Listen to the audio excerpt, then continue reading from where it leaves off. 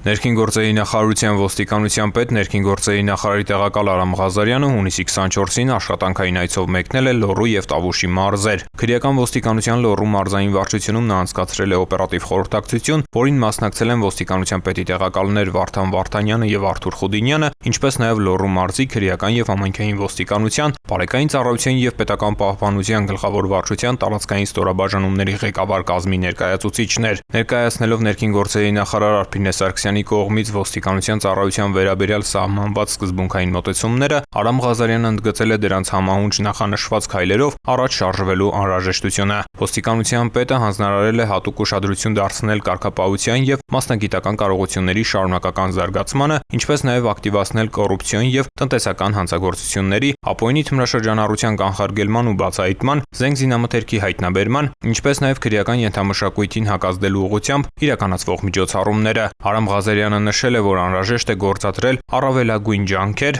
հասարակական կարգի պահպանման եւ ճանապարհային երթևեկության անվտանգության ապահովման գործում, կանխելով ճանապարհատրանսպորտային պատահարները։ Խորհրդակցությունից հետո Արամ Ղազարյանը Լոռու մարզի իրավապահ այլ կառույցների ղեկավարների հետ ծաղիկներ է խոնարհել հայրենիքի սահմանները պաշտպանելիս եւ ծառայողական պարտականությունները կատարելիս զոհված ոստիկանների հուշակոթողին։